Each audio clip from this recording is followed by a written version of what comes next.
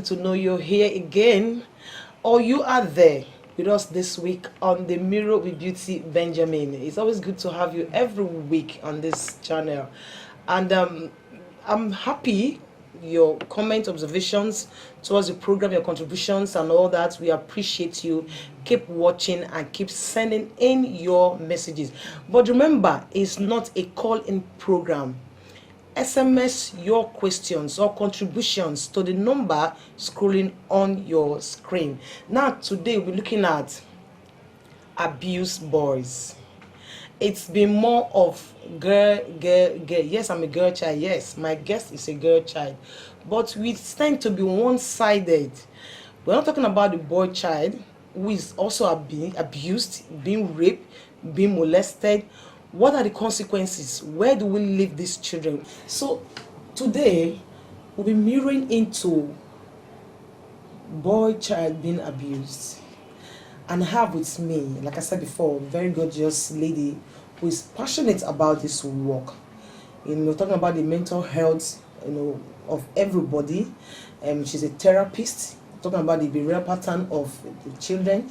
She's in everything. Say Wumsy Cares. So the cares encompasses everything. And so we're mirroring into Wumsy Cares. Like she's right here with me. Wumsy, you're welcome. Thank you so much. It's good to have you on the show, and it's you're doing something good. Thank you so much. Thank you so much. As regards the topic of the day, as we all know that we just, I think today is the 16th day of child gender, 16 days of activism when it comes to child gender base.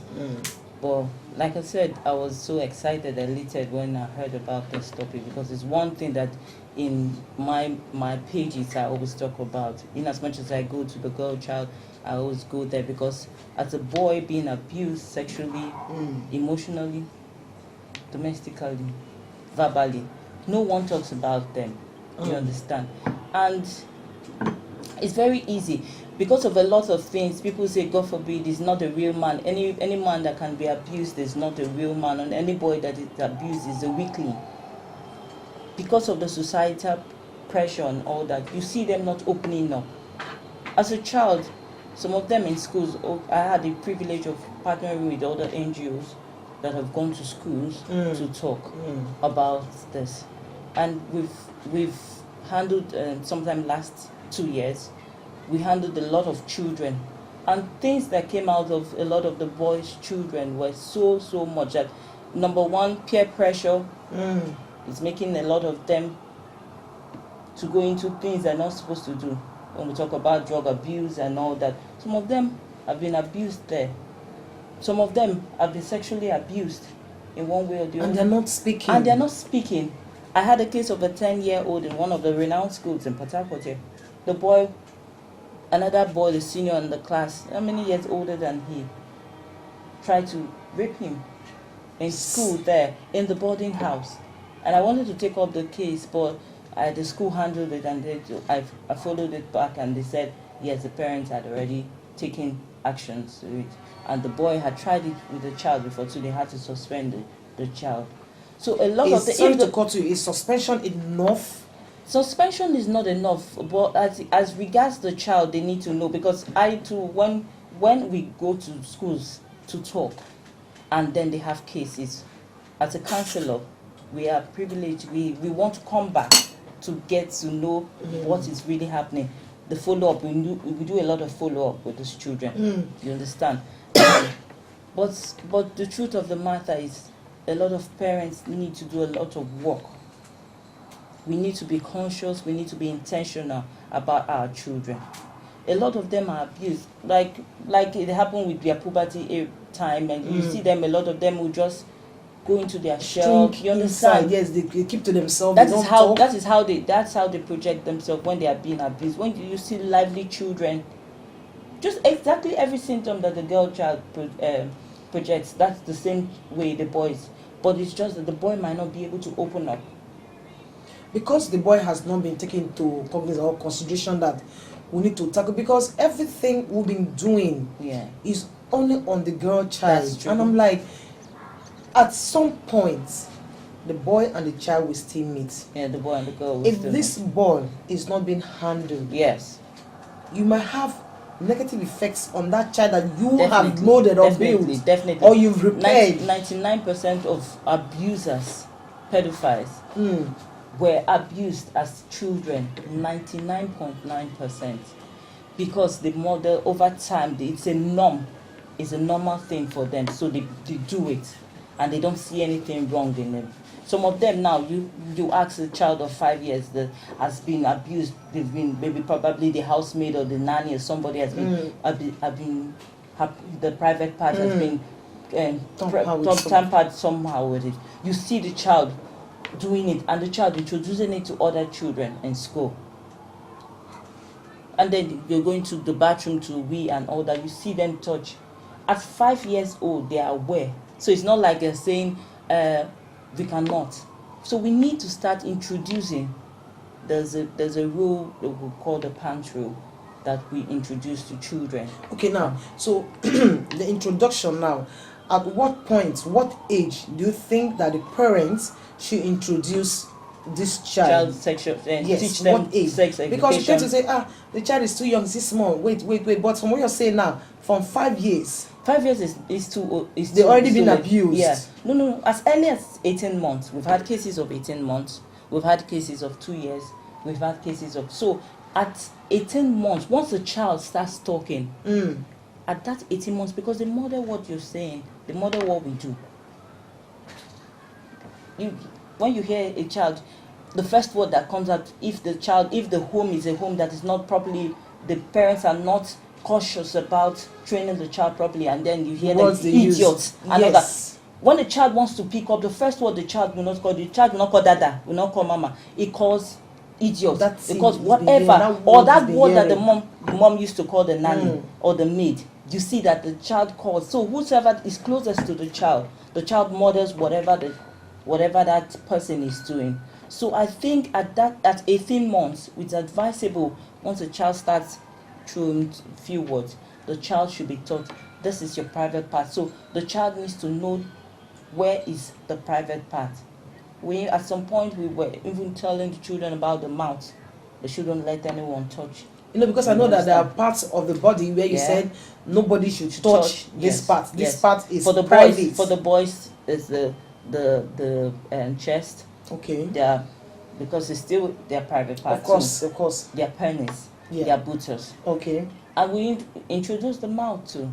Right now, even some kids, they've incorporated the armpit into not letting anyone touch it. That's their private part. So whatever is covered, wherever it's covered, for the girl child, it's the breast, the private, the vagina, the buttocks, and still the mouth. We try as much as we can to everywhere that is covered.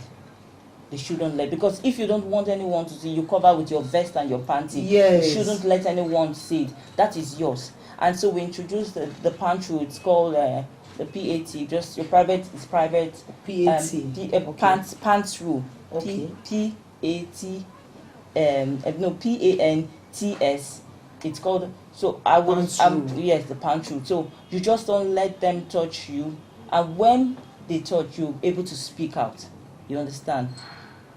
We just, once you tell them these are this part of your body shouldn't be, they are cautious of it, they won't even let it happen. So for the boys now, because a lot of us are so focused on the girl child, we don't even talk to the boys at all. We don't address these simple issues at all. And out of 10, 6 boys are being abused on a daily basis. That's the statistic. It's even worse now. There's this myth that says a boy cannot. There's no way a boy can be abused. There's no way a boy can be sexually molested. But we've had reports from foreign countries where boys have been abused and all that. I mean, people have been put in jail for that. Then boys can be raped by both female. At the same time, they can be raped by male. You understand? A lot of them turn out to be who they are because their orientation already is twisted. You understand? It's not I'm open. I don't discriminate your gender or your sexual orientation. But at the same time, you should be at the right age at the right time to know. We advocate for 18 years. At 18, that's what the law states. You understand? So at 18 years, we know that you're of age, you can do whatever you want to do with your body. But other than that, anyone that abuses a child, be it physical, especially the physical act part of it, but will be arrested. excuse me, but even at 18, you should consent to it. Yes, consent is number one thing. Yes, consent in all is number one, because in the the Northerners, I'm not trying to be tribalistic and all that, but the Northerners, they still have their lesser age girl child marriage and all that. And we're still praying and we're kicking against it, because that will change. Yes, that will change. You understand? So we can't even go that way. So, but for the boys that are being, we're talking about boys here. Sorry for deviating, but we're talking about boys here. We still need to let it, the rules. We need rules, enforce rules. Thank God for Lagos State. They are enforcing a lot of rules now. They have the advocacy agencies that handles this, and I pray that in our state here we start enforcing a lot of them, and we have a lot of these agencies that will build up and spring up in 2020, so we can tackle the issues at ground. One other thing is like you talk about Lagos now. One thing is enforcing or bringing up an agency. Another thing is what are there should be consequences. They're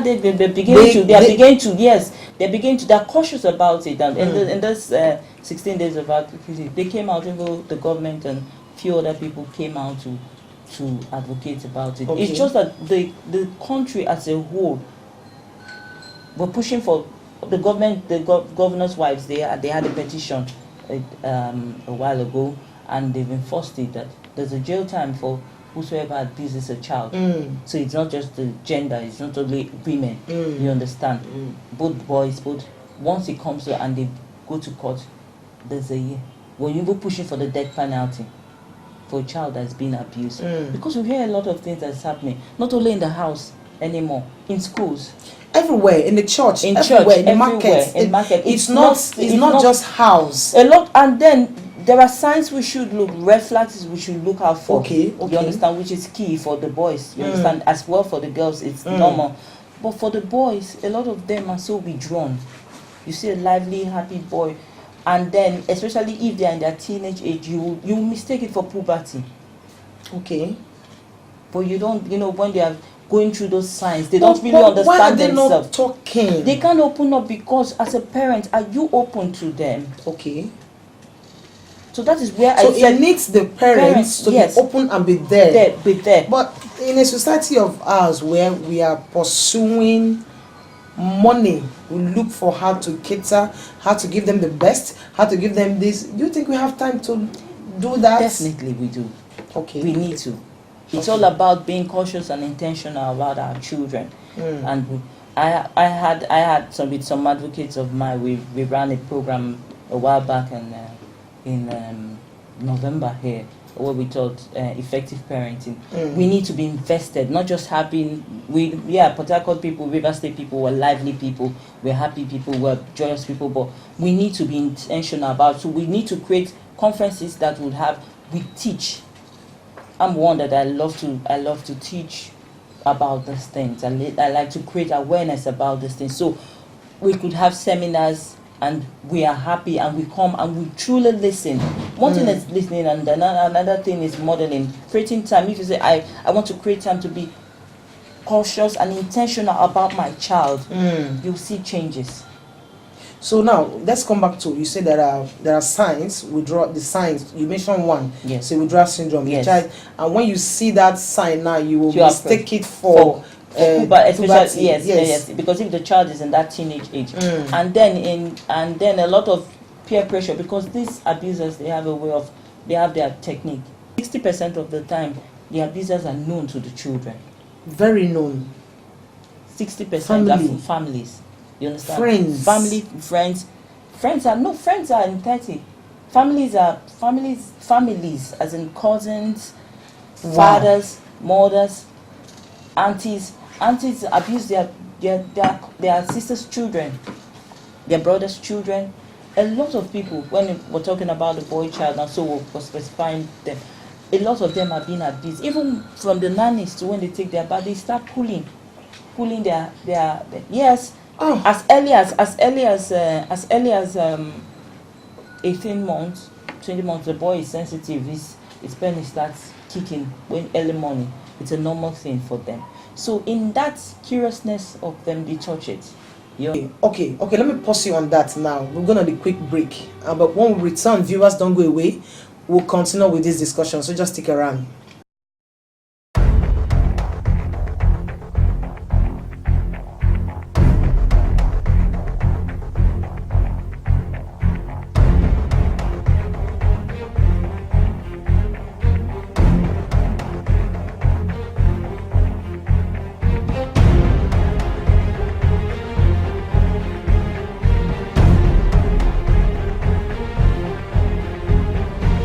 If you're just tuning in, today we're mirroring into boys molestation, and talking with me on the show has been Stephanie Yinkere, aka Wumsy Cares.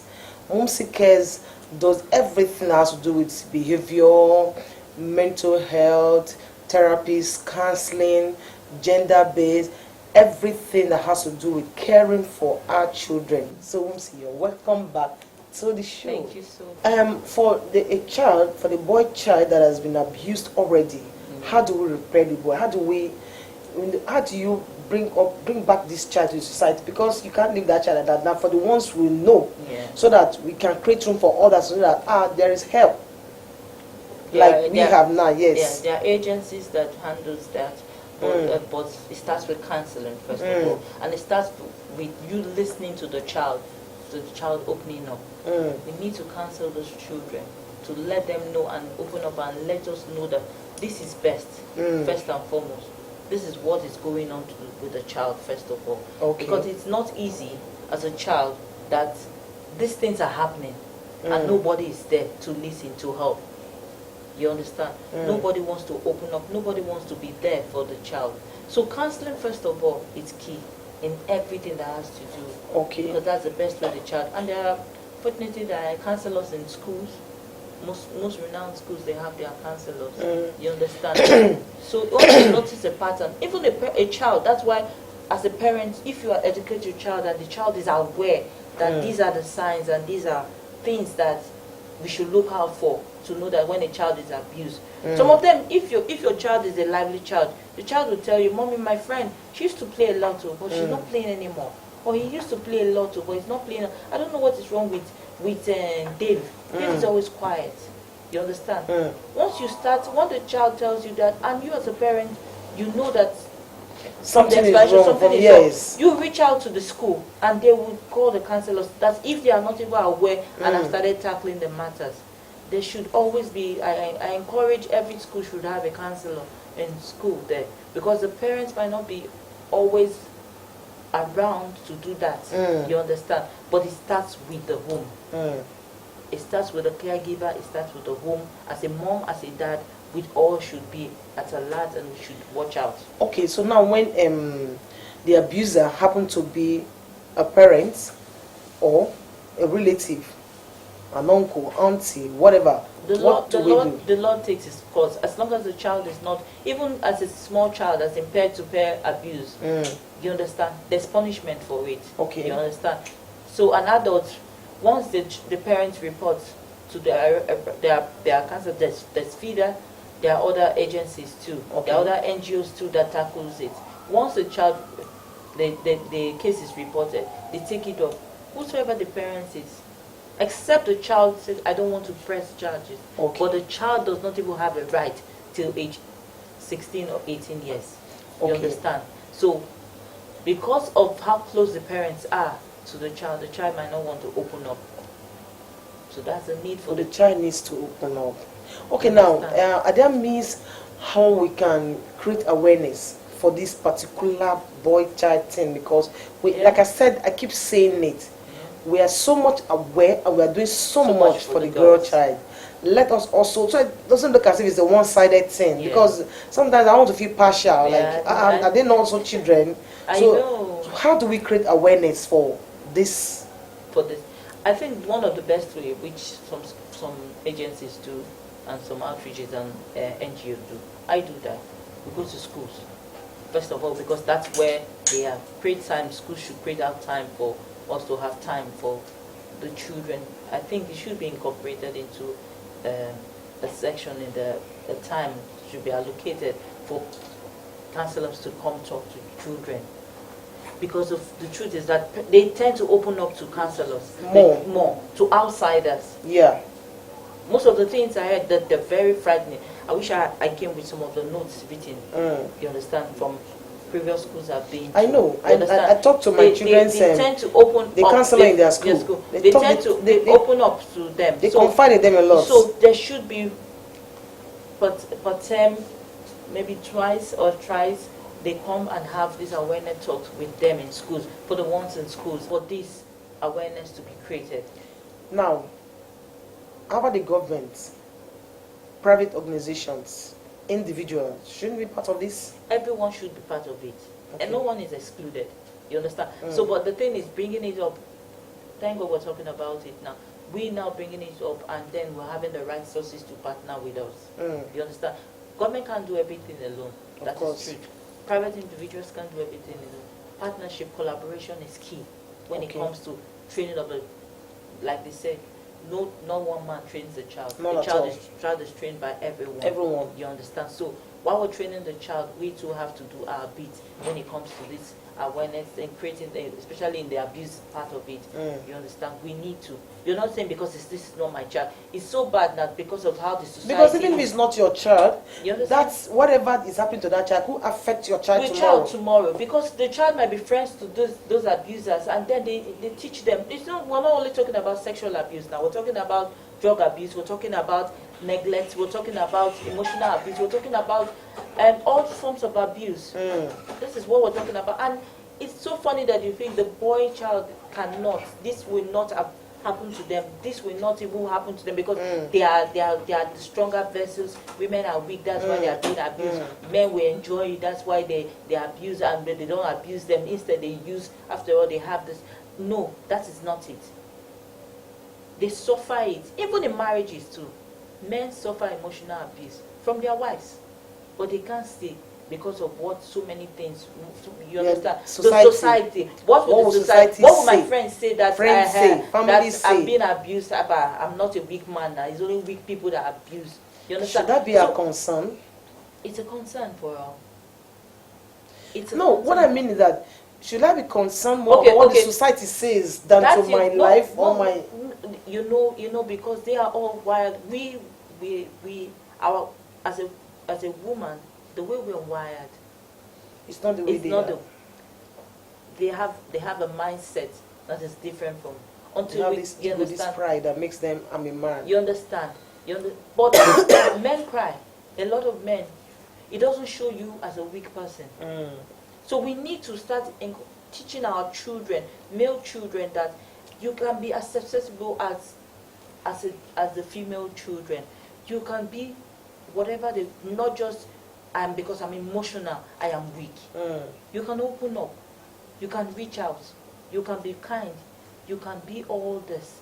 And then you can look out, not just looking out for your own self, looking out for the next person, because in one way or the other, you influence each other, especially if you're in the same school and the same classmates or the same peer. And that is what the mirror is all about. You see, whatever affects the family transcends to the society, and thereby comes back to the family. That's it. So if you don't tackle your family well, you take it out, it goes out, it comes back, and then it ropes around. Yes. Our children don't hear, they don't listen to what we say. But they listen to their counselor and all in school. Now, it's been nice having you now. Before we go, we are not going to, we'll just bridge for today. Okay. And then we're going to call you back because I can see that there's a lot we want to talk about here. So that someone who is watching can actually benefit. They can reach you. Now you're a counselor, you're a therapist. So we'll continue in another episode where we'll talk more. But for now, as a way of closing, you just give a word of advice, counsel to parents, individual, company, NGO, everybody. The boy child, the child abuse in general. No, I'm not talking about the boy child alone. Child abuse general is everybody's business. Yeah. You don't need to be an advocate to do so. As a parent, you need to be cautious and you need to be intentional about training your child. As a caregiver, a school, a proprietor, as a government, as a society as a whole, a child's upbringing is our responsibility. So we need to be invested in these things. We're not just getting money. I'm too busy. I need to get money. We need to be, because child abuse is a menace to the society. A big one. It's a menace to, and we need to curb it. The only way we can curb it is when we start sensitizing children and letting them know, and then we try to bring laws that will cut down. So the family needs to be aware. Okay. The children needs to be aware. Okay. And them being aware helps a lot. That's one way, first of all, the major way to start cutting down. Okay. Thank you so much. It's been good having you on Thank the you. Miro. It's a pleasure. It's we've learned a lot, and there's still more to come. Sure, So sure. I'm sure that you'll be willing next time to come with us, and then let's take another ride on the Miro. And you're doing so much, and we appreciate it. We are lucky to have you. Thank you so much. And the Miro is something that I know it's going places with this. Yes. Thank you so much for having me. Thank you. Viewers, we'll draw the curtain on today's episode. But like there's one word she kept repeating, and that is intentional. We as parents have to be intentional. You, the caregiver,